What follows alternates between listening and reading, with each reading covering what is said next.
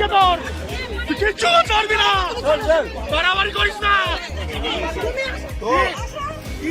তুই এখানে লোক আটকাবি, কে আটকাচ্ছে? অর্জুন সিং তারা করছে সেই 12,000 বহিরাগত।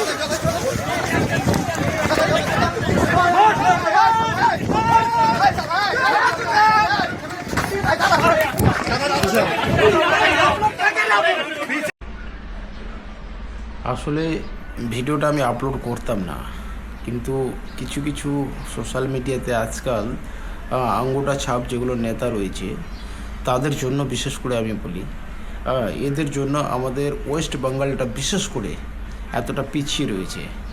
এদের জন্য বিশেষ করে আজকে আমাদের কলকাতা, হ্যাঁ রাজধানী থেকে আজকে কলকাতা হাহাকার হয়ে গেছে। ঠিক আছে, কিছু কিছু নেতা আছে তার জন্য। তো ভিডিওটা আসলে আপনি না দেখলে হয়তো বুঝবেন না যে এইভাবে কেন আপনি কথা বলছেন, তাই তো। তো ভিডিওটা দেখুন। মুসলমানদের টাইট করার জন্য সব থেকে ইজি, কোনো বম বারুদ চালাতে হবে না, কোনো অস্ত্র দরকার পড়বে না। এদেরকে পাঞ্চার বরাবর এদের দোকান থেকে না, এদের দোকান থেকে মাংস কিনবেন না, আচ্ছা এদের দোকান থেকে মুরগি কিনবেন না, এদের দোকান থেকে মাছ কিনবেন না, এদের কোনো দোকানদারি এদের অটো রিকশা বসবেন না, এদের ভাতে মারুন আপনারা। এদের যেদিন ভাতে মারতে শুরু করবে এই 67% 70% লোকেরা আচ্ছা বিরিয়ানি খান না, কে আপনাকে বারণ করছে? বাড়িতে রান্না করে খান বিরিয়ানি, অসুবিধা কি আছে? আমার মায়েরা কি বিরিয়ানি রান্না করতে পারে? সবাই পারবেন, করুন না বিরিয়ানি বাড়িতে রান্না। এদের দোকান থেকে খাবেন হাজি বিরিয়ানি।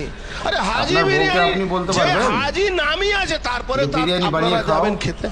কেন যাবেন? কোন মাংস খাওয়াচ্ছে? গরু মাংস খাওয়াচ্ছে না কি খাওয়াচ্ছে? আচ্ছা, তো আসলে এই ভিডিওটা তুলে ধরলাম আপনাদেরকে এই জন্য যে কিছু কিছু নেতা যারা রয়েছে টুপি পরে ভাগুয়া গামছা লাগিয়ে নিজেকে খুব দেখাচ্ছে যে না আমি বিজেপির নেতা হয়ে গেছি। হ্যাঁ, তো আপনাকে বলি আপনাদের জন্য না আজকে আমাদের দেশের অবস্থা খুব একটা ভালো না। বিশেষ করে আপনাদের জন্যই আমাদের দেশের অবস্থা, আর্থিক অবস্থা খুব ভালো না। আপনি দেখেন না আমাদের ওয়েস্ট বেঙ্গলে, এতটা বড় একটা ওয়েস্ট বেঙ্গল, ঠিক আছে, 80% লোক বাইরে স্টেটে কাজ করতে আছে। কেন? আমাদের ওয়েস্ট বেঙ্গলে কি জায়গা নেই? আমাদের ওয়েস্ট বেঙ্গলে কি কারখানা নেই? আমাদের ওয়েস্ট বেঙ্গলে কি রোজগার হতে পারে না? করুন না, আমাদের ওয়েস্ট বেঙ্গলে রোজগারের ব্যবস্থা করে দিন। তো যাই হোক, আপনারা